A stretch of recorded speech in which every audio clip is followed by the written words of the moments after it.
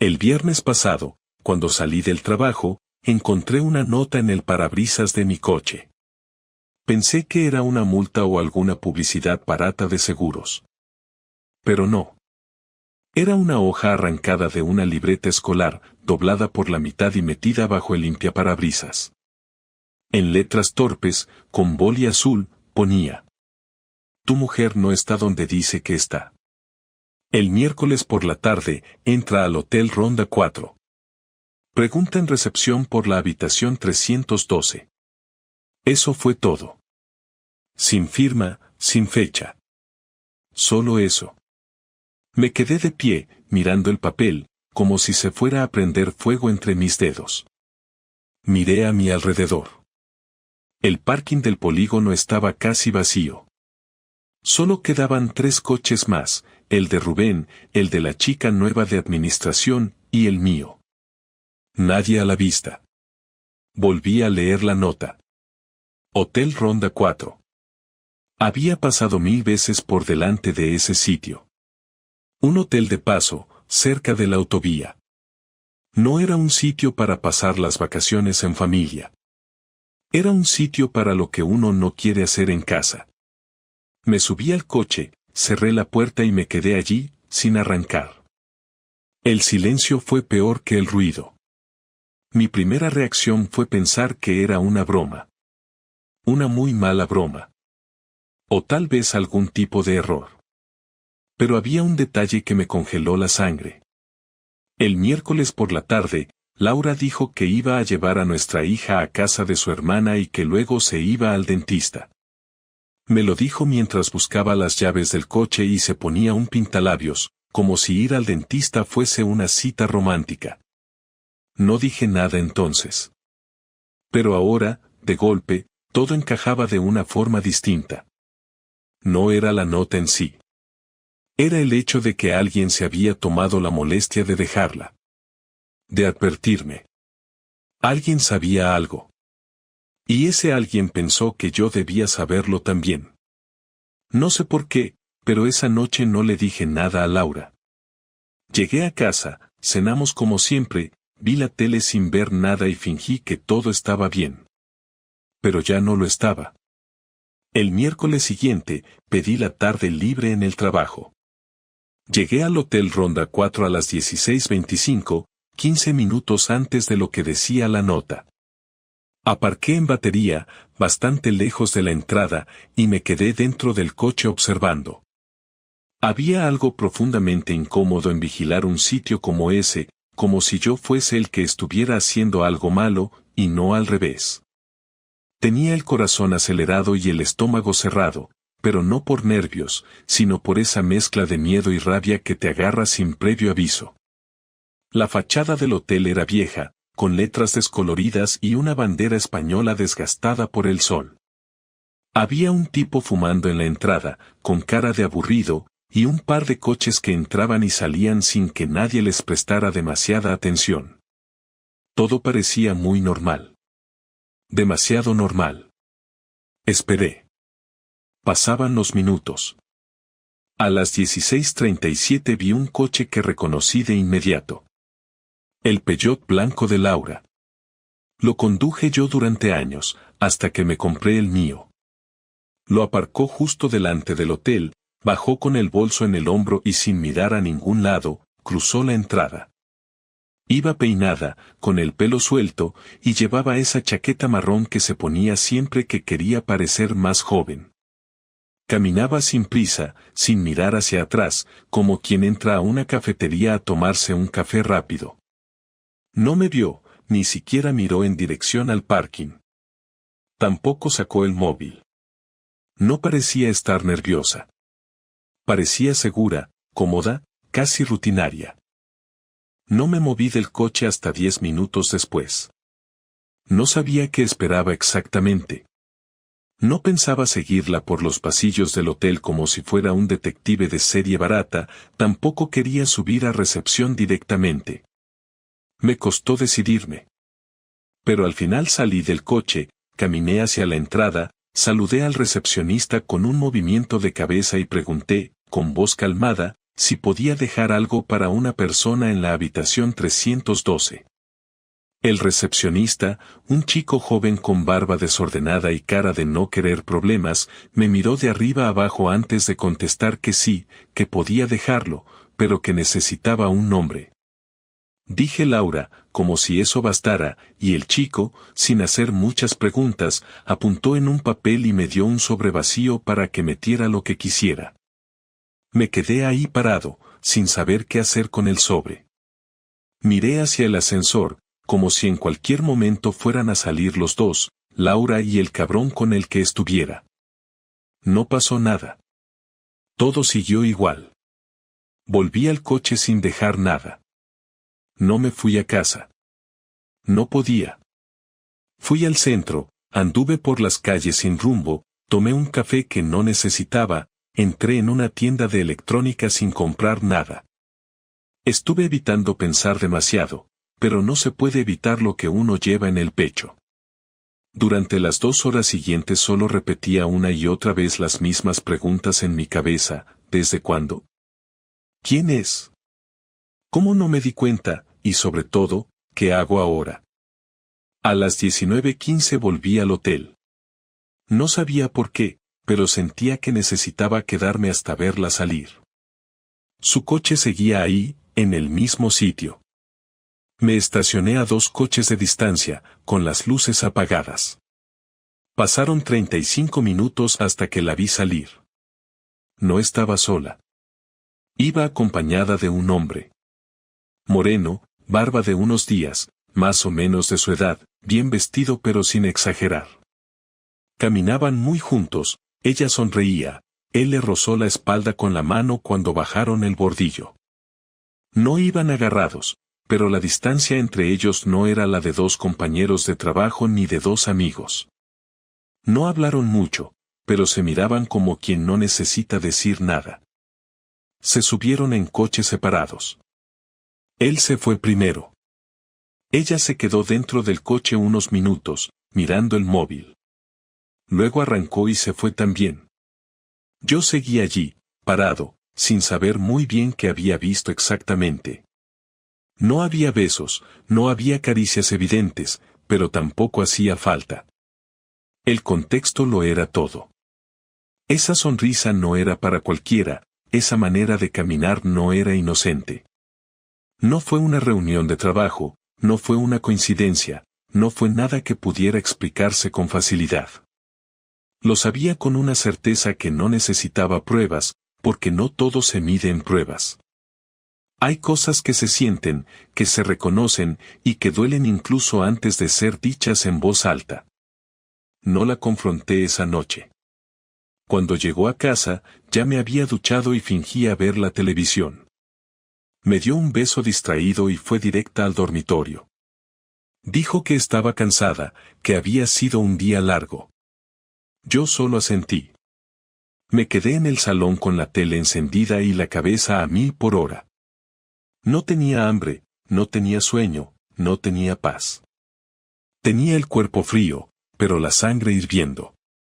Y tenía claro algo que nunca antes me había cruzado por la cabeza: esto se había roto, y no sabía si se podía arreglar. No le pregunté nada. No esa noche. No al día siguiente. Esperé. Porque no solo quería la verdad. Quería saber hasta dónde pensaba mentirme. Y sobre todo, quería saber hasta dónde estaba dispuesto a dejar que lo hiciera. Esperé 3 días. No porque fuera un santo ni porque estuviera pensando una estrategia brillante, simplemente no sabía cómo abordarlo sin terminar gritando o rompiendo algo. Estuve observándola con atención, cada gesto, cada palabra, cada movimiento. Se levantaba como siempre, preparaba el café, me preguntaba si quería tostadas, me daba un beso seco antes de salir.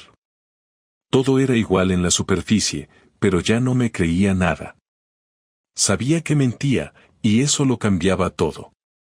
El miércoles por la noche, cuando Carla ya dormía, decidí que ya había esperado demasiado.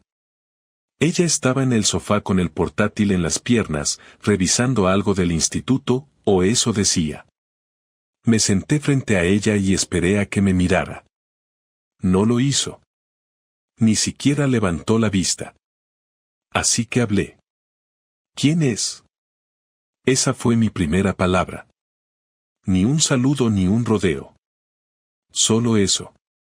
Laura tardó en reaccionar. Levantó la mirada, frunció el ceño como si no entendiera, como si fuera la primera vez que oía esa pregunta en su vida. Cerró el portátil lentamente y lo dejó sobre la mesa. ¿Quién es quién? Me respondió, con esa voz templada que usaba cuando daba clase, como si yo fuera un alumno que no entendía bien el enunciado de un problema. El hombre del Hotel Ronda 4. El que te acompaña a la habitación 312. El que te toca la espalda cuando bajáis del bordillo. Ese. ¿Cómo se llama? Durante unos segundos se quedó completamente quieta, como si estuviera calculando el daño de cada palabra que iba a decir. Luego se echó hacia atrás, cruzó los brazos y me miró con esa cara que pone la gente cuando se siente atacada y quiere aparentar que está por encima. ¿Me estás espiando ahora? ¿Me estás siguiendo? No, Laura. Estoy preguntando por el hombre con el que te estás acostando. Así que, por favor, no me vengas con ese tono. Solo dime su nombre. No me estoy acostando con nadie, dijo, sin pestañear. Entonces dime qué hacías en ese hotel. Dímelo a la cara. Eso no es asunto tuyo, me contestó, sin alterarse, como si hablaran de cualquier tema. No pude contenerme. Golpeé la mesa con la palma de la mano, lo suficiente para que temblara el portátil. ¿Cómo que no es asunto mío? ¿Somos o no somos pareja? ¿Dormimos o no dormimos en la misma cama? ¿Tú te crees que me puedes hacer esto y que encima no te lo pueda preguntar? Ella no contestó. Se levantó del sofá, caminó hacia la cocina como si se le hubiera olvidado que estábamos discutiendo, como si necesitara beber agua o simplemente escaparse del momento. Yo la seguí. ¿Te avergüenzas? ¿O es que te da igual? ¿De verdad pensabas que no me iba a enterar? No estoy dispuesta a tener esta conversación si vas a gritar, dijo, abriendo la nevera. ¿Te parece que estoy gritando? No he empezado todavía. Cerró la nevera sin sacar nada, me miró con los ojos más fríos que le he visto nunca y dijo. No tienes ni idea de lo que está pasando. Entonces explícame. No.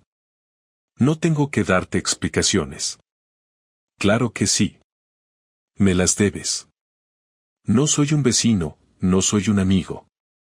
Soy tu marido, Laura. Y tú te estás follando a otro. Ella bajó la mirada por un momento, luego volvió a mirarme y habló con un tono que no le conocía. No me estoy follando a nadie. Pero sí, he estado con él. Nos hemos visto varias veces. No pasó nada físico. Solo, necesitaba hablar con alguien. Alguien que no fueras tú. ¿Y para hablar necesitas una habitación de hotel? No sabes cómo me siento últimamente. No sabes cómo es vivir contigo. Siempre estás en piloto automático, como si todo te diera igual.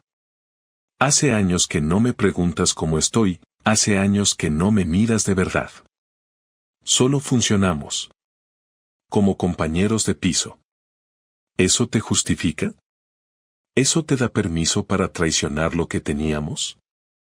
¿Y Carla? ¿Qué se supone que le vamos a decir a nuestra hija? A Carla no le afecta esto. Ella está bien. Esto es entre tú y yo. No, Laura. Cuando tú decides traicionar nuestra relación, también estás traicionando a la familia que construimos. Ella se apoyó en la encimera, con los brazos cruzados, y por primera vez desde que empezó todo, la vi sin excusas, sin pose, sin defensas. Me miró y habló en voz baja, casi sin ganas. Estoy cansada, Marcos. De ti, de mí, de todo. No quería hacerte daño, te lo juro, pero tampoco quiero seguir viviendo como si todo estuviera bien cuando no lo está. ¿Y por qué no me lo dijiste? ¿Por qué no hablaste antes de hacer esto?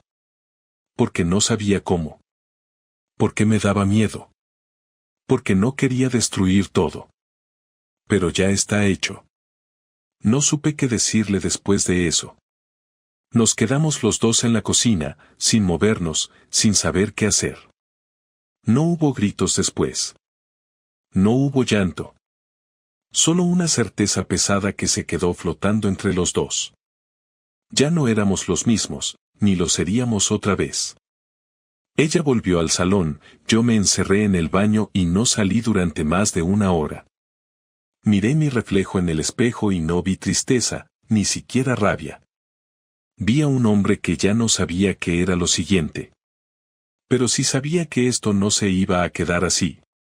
No dormí esa noche. Me quedé en el sofá, con la televisión encendida sin volumen, solo para tener algo de luz. Cada vez que cerraba los ojos volvía a ver su cara diciendo que estaba cansada de mí, que no había pasado nada físico, que lo nuestro ya no tenía sentido. Mentira tras mentira. Podía soportar muchas cosas, pero no que me viera como un idiota. No fue el dolor lo que me impulsó a actuar, fue la necesidad de recuperar el control. Ella decidió traicionarme, mentirme y usarme. Muy bien. Ahora le tocaba a ella sentir lo mismo. Al día siguiente me levanté antes que ella y llevé a Carla al colegio. No hablamos mucho durante el camino, solo lo justo. Carla notó que algo pasaba, pero no preguntó. Siempre ha sido lista. Después de dejarla, me fui directamente a casa de mi primo Jorge, el único en quien confiaba de verdad. Le conté lo que había pasado sin adornos, sin dramatismo, solo los hechos. Él me escuchó en silencio, con cara de estar tragando veneno. ¿Qué piensas hacer? Me preguntó. Quiero que se arrepienta. No solo que lo sepa. Que lo sienta. Que no pueda volver a mirar a nadie sin pensar en esto. Jorge tenía lo que necesitaba. Tenía contactos, tenía tiempo y, sobre todo, tenía ganas de ayudarme. Me ofreció su casa para quedarme unos días, me ayudó a cambiar las contraseñas de todas mis cuentas y a abrir una nueva cuenta bancaria. Lo primero fue mover mi dinero. Todo lo que tenía en común con ella pasó a una cuenta nueva a mi nombre solamente. Tenía acceso a la mayoría porque yo gestionaba la economía familiar. Lo segundo fue vaciar el trastero. Jorge y yo fuimos una noche mientras ella trabajaba en casa y nos llevamos mis herramientas, mi bicicleta, mi portátil antiguo, todo lo que fuera mío y que pudiera desaparecer sin que ella se diera cuenta al momento. Lo empaquetamos y lo guardamos en su casa. Después vino la parte más delicada, el trabajo.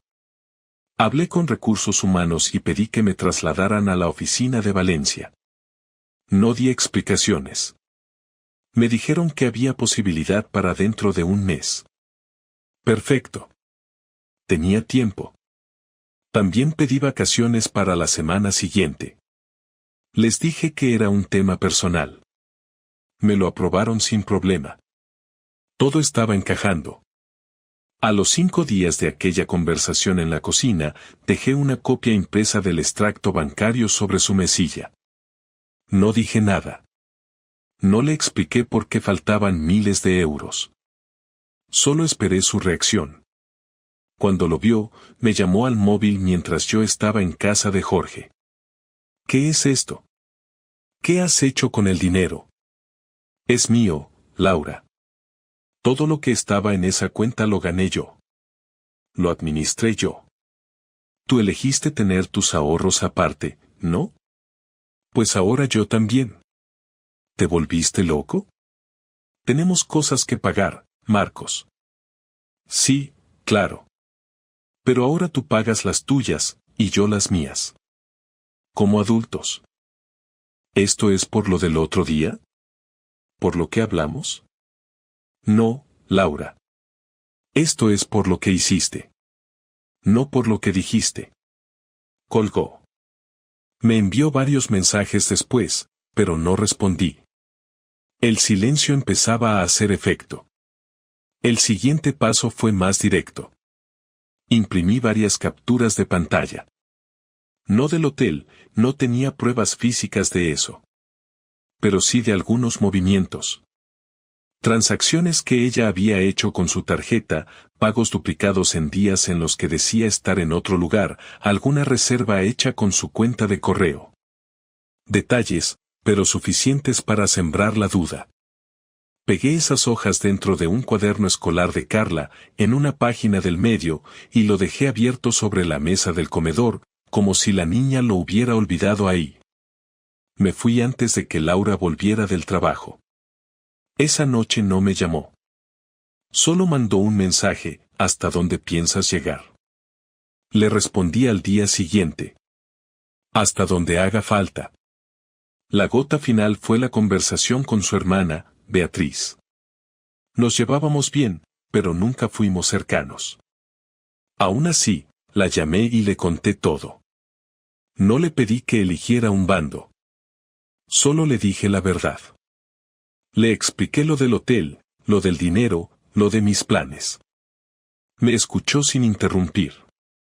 Luego me dijo que sospechaba algo, que Laura había estado rara desde hace meses. No me ofreció apoyo, pero su silencio me bastó. Sabía que esa conversación iba a llegar a sus padres también. Y a sus amigas. Y que cada vez que alguien le preguntara, ella tendría que dar una versión distinta. O la verdad. El último detalle fue preparar el cierre. Redacté una carta formal, sin emociones, explicando que abandonaba el domicilio familiar por razones personales y que me trasladaba a otra ciudad por motivos laborales. Dejé claro que no pedía la custodia total de Carla, pero sí una reestructuración del régimen de visitas. Lo imprimí, lo firmé, y lo dejé sobre la cama, junto con las llaves de casa. Esa noche, dormí en la habitación de invitados de Jorge. Fue la primera vez en días que dormí sin sobresaltos. No hubo gritos, ni escenas, ni lágrimas. Pero ella sabía que estaba perdiendo algo. No solo a mí. Perdía el control. Perdía el guión. Y eso, para alguien como Laura, era mucho más doloroso que cualquier insulto. Pasaron 2 semanas desde que me fui de casa. No me llamó. No vino a buscarme. Solo me escribió un correo 2 días después de encontrar la carta en la cama. Decía que necesitábamos hablar, que lo mejor era que no arrastráramos esto más tiempo. No lo respondí de inmediato. Quería que notara el vacío, que no tuviera el control de los tiempos. Me esperé otros 5 días, y entonces le mandé un mensaje corto. El sábado, a las 6. Solo nosotros. En casa de Jorge. No preguntó nada. Solo dijo ok. Ese sábado limpié el salón de arriba, quité las cajas que tenía amontonadas, apagué la tele y dejé las sillas en su sitio. No puse café, ni agua, ni nada. No quería que pareciera una charla entre amigos. Quería que fuera una conversación clara, directa, sin atajos. A las 6 en punto llamó al timbre. Le abrí sin decir nada. Llevaba un jersey gris que le había regalado hace 2 navidades y el pelo recogido como cuando íbamos al cine los domingos. No parecía triste ni molesta. Parecía agotada. Subió conmigo en silencio y se sentó sin esperar invitación. No sabía que llegaríamos a esto, fue lo primero que dijo. Yo tampoco, le contesté. No te voy a pedir que me perdones. Sé que no lo merezco. Pero quiero que sepas que no quería que las cosas salieran así. No lo planifiqué. Lo sé. Pero igual lo hiciste. Sí. Y sé que te fallé. Pero no sé cómo explicarlo sin que suene a excusa. No fue solo él. No fue solo ese hotel. Fue todo. Tú y yo. Lo que nos convertimos. O lo que dejamos de ser. Yo no buscaba a nadie más, de verdad. Solo, dejé de buscarte a ti. Te entiendo. Pero eso no cambia nada. Se quedó callada, como si esperara que yo siguiera. No lo hice. Quería que hablara ella. Que soltara lo que tuviera dentro. No por curiosidad, sino por respeto a todo lo que fuimos. Y porque, por muy jodido que estuviera, yo también necesitaba entender que parte de esto era mía. No me gustaba llegar a casa y sentir que éramos dos muebles con una niña en medio. No me gustaba mirar la hora esperando a que terminara el día. No es culpa tuya. Tampoco mía. Supongo que fue de los dos. Nos dejamos ir. Y lo peor es que nos acostumbramos. Cuando conocí a ese tipo, no fue porque buscara una aventura. Solo fue alguien que me escuchó sin mirar el reloj. Alguien que me dijo cosas que hacía años no escuchaba. Me sentí viva otra vez. Y cuando te das cuenta de que no sientes nada en tu propia casa, algo dentro se rompe. Lo demás pasó casi solo. ¿Lo sigues viendo? No. Terminamos todo hace una semana. Ni me escribe ni lo busco. No vale la pena. Fue solo un reflejo de lo que me faltaba en casa. Nada más. No estoy enamorada de él. Ni siquiera me cae bien. Solo me sostuvo en un momento en que no sabía dónde estaba parada. ¿Y qué esperas ahora? No lo sé. No espero que volvamos. Ni que me perdones. Pero me gustaría que podamos hablar. Por Carla, si no por nosotros. Me gustaría no odiarnos. Yo no te odio. Pero no quiero volver a vivir contigo. No después de esto. No puedo confiar en ti. Y si no hay confianza, no hay nada. ¿Y lo de Carla? Eso sí quiero hablarlo.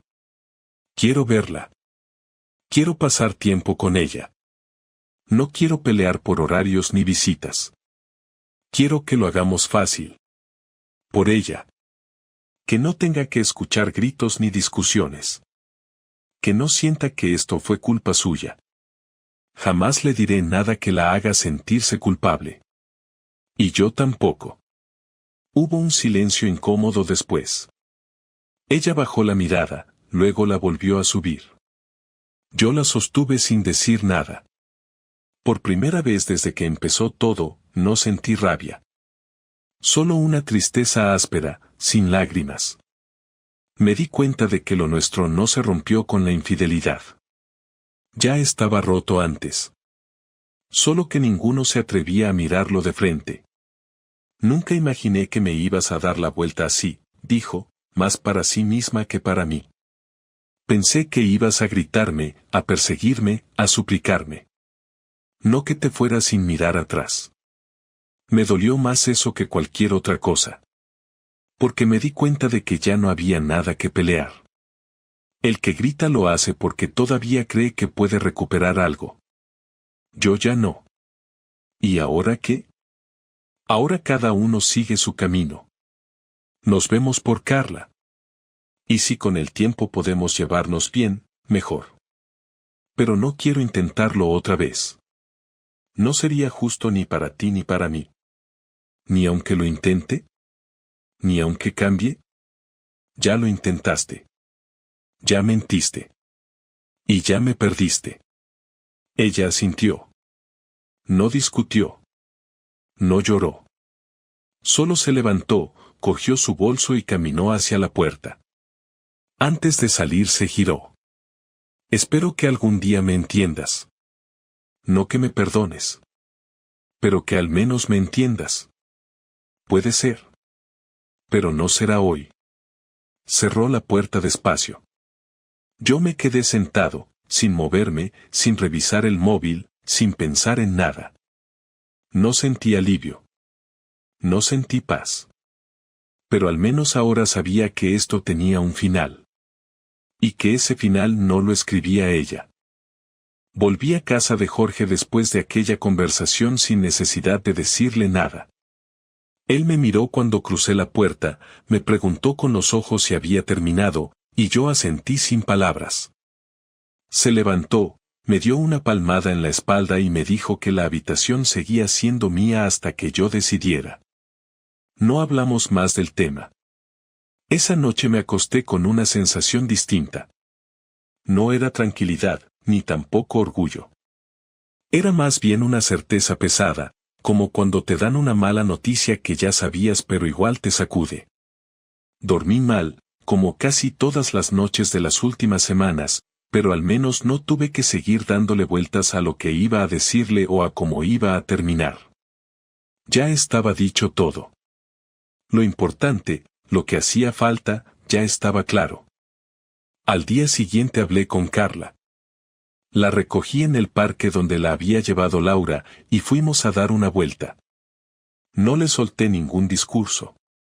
Le pregunté cómo estaba, si se sentía bien en casa, si echaba algo de menos. Me respondió con frases cortas, como si no supiera cuánto podía decir. Le dije que íbamos a vernos con frecuencia, que me iba a mudar a otra ciudad pero que no iba a desaparecer. Le dije que me podía llamar siempre, que podía escribirme cuando quisiera. Que nada de lo que pasaba era culpa suya. Me miró con una seriedad que no esperaba para su edad, y me dijo que ya lo sabía. Que me quería igual. Que no entendía todo pero entendía lo suficiente. Y que mientras no la hiciera elegir, ella estaba bien. Ese momento fue el más duro. Saber que mi hija, con solo 9 años, ya había entendido cosas que yo mismo tardé demasiado en aceptar. Los días siguientes fueron prácticos. Llamadas al abogado, trámites con la empresa para preparar el traslado a Valencia, buscar piso pequeño donde instalarme solo. No me llevaba nada de lo que habíamos comprado juntos. Solo lo esencial. Un colchón nuevo, una cafetera, mi ropa, mi portátil. Jorge me acompañó a hacer la mudanza. Cargamos el coche en silencio y manejamos hasta la nueva ciudad como dos tipos que saben que lo que están haciendo es necesario pero igual jode. El piso era modesto, en un barrio tranquilo. Me gustó. No tenía historia. Era limpio, vacío y me pertenecía. Ahí empecé de cero, literal. Volver a una rutina sin familia alrededor fue más raro de lo que imaginaba. Los primeros días llegaba del trabajo y no sabía qué hacer. No tenía a quien cocinarle, no había a quien preguntarle cómo le fue en el colegio, no tenía ninguna lista de compras compartida. Pero poco a poco empecé a organizar mis horas. Salía a caminar, me metí a un gimnasio de barrio, empecé a leer más, a ver series completas sin pausas. Me compré una agenda por primera vez en años, y escribí pequeñas metas semanales: no perder el contacto con Carla, responder los mensajes de Jorge, llamar a mis padres, probar restaurantes nuevos, no encerrarme. Nada de eso cura un divorcio, pero al menos me ayudaba a no vivir en piloto automático. De Laura no volví a saber mucho. Me mandaba mensajes cortos sobre temas escolares, cumpleaños, vacunas, cosas del colegio. Todo formal. Yo respondía igual. No nos insultábamos, no discutíamos. Pero tampoco hubo perdón. Ella entendió que la relación se acabó el día que cruzó la línea. No porque fuera irreparable desde lo emocional, sino porque había tomado decisiones que rompieron el respeto. Yo no iba a arrastrar esa carga el resto de mi vida solo para mantener una imagen de familia perfecta. En un momento me preguntaron si me arrepentía de haber reaccionado como lo hice. Si me dolía haber sido tan frío. Les respondí que doler dolía todo, pero que eso no lo hace incorrecto. Uno puede llorar por hacer lo correcto. No necesitaba hacerme el fuerte ni aparentar que todo me resbalaba. Claro que me afectó.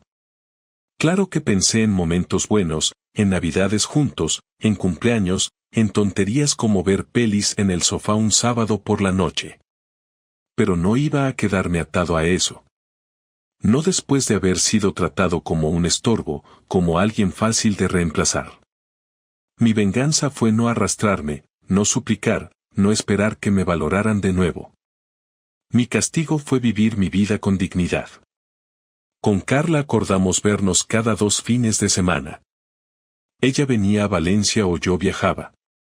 Hacíamos videollamadas durante la semana, compartíamos fotos, memes, tonterías. Era distinto, pero era real.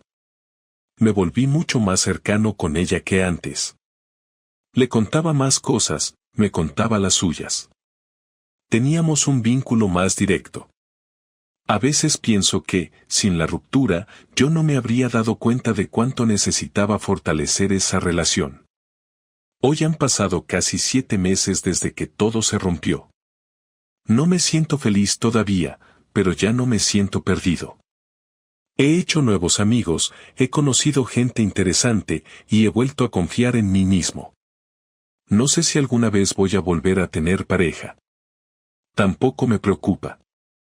Lo que tengo ahora es suficiente. Paz, claridad y control. Aprendí que cuando alguien te falla así, no necesitas una revancha violenta, no necesitas destruirlo. Solo tienes que quitarle el poder que tenía sobre ti. Y eso es lo que hice. La historia terminó de forma diferente a como empezó. No hay final feliz, ni reconciliación, ni giros emocionales. Solo una decisión firme de no permitir que me hundan por errores que no cometí. Laura eligió. Yo también. Y si algo me queda claro, es que nunca más voy a tolerar que me vean como una opción mientras yo doy todo. Prefiero estar solo, pero con respeto, que acompañado por alguien que me vea con lástima. Eso es lo que aprendí. Y eso es lo que sigue.